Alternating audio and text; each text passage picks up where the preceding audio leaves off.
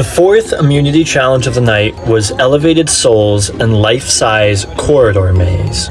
Since Dane had won the prior challenge and already had an immunity necklace, he was not eligible to participate in this challenge.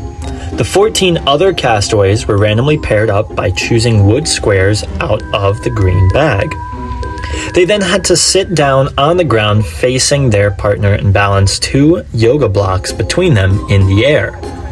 The yoga blocks were placed between the soles of their feet. If a yoga block fell on the ground, they touched the yoga block with any other body part after the challenge begins, or if their hands or shoulders touched the ground at any time, then that pair was out. After 2 minutes, their hands were not able to be used to support their legs and had to be placed elsewhere, while still not touching the ground. The castaways used a variety of strategies to keep their partner engaged and hanging on with them throughout this challenge. Where was I? So, then I came back, I made the breakfast, and then I started getting ready for my day. I did my makeup, I got dressed. Where's my dress? I did not do that homework. I kept my roommate's cat. Her name's Anya, she's so cute. And then my roommate took me to class, sat there, did another class of work. I was supposed to do that class. We're presenting on Thursday. So I made So that was like a daily debrief over here or something? yes. And then I went to my next class, and that Unfortunately, the first team immediately out was Evan and Jay. Following them and getting eliminated was Scott and Jack. The third team out tried really hard to hang on, but it was just not enough to keep Joe and Danielle in the competition. Once those 3 teams were knocked out, the 4 remaining pairs moved on to a new challenge to compete for 2 individual immunity necklaces up for grabs. They were Cade and Holly, Silas and Connor, Blaine and Hayden, and Hope and Logan. A 9x9 wood game board was laid out on the ground with space in between the rows/columns.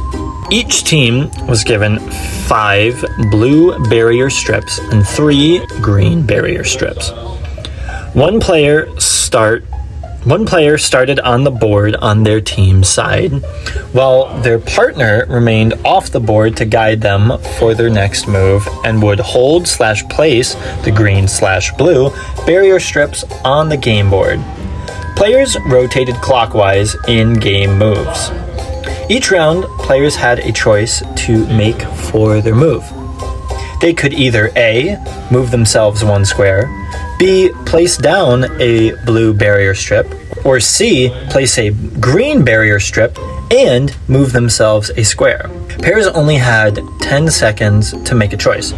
If they didn't make a choice, they then forfeited their turn. Teams could not completely block another team's ability to get to the opposing side, which was their end goal. There always had to be an open path for all teams somehow to get to the opposite side. In addition, the barrier strips could not overlap other barrier strips and could only be placed between 2 wooden squares. The first team to get their player across the board to the opposite side earned immunity for them both. In the end, it came down to strategic moves they made with their barriers that allowed Silas and Connor to successfully make it to the finish line and winning immunity.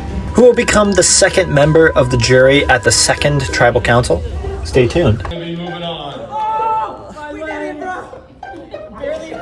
I love how you missed the camera entire. The selfie stick's gotta get my double chin. It's okay.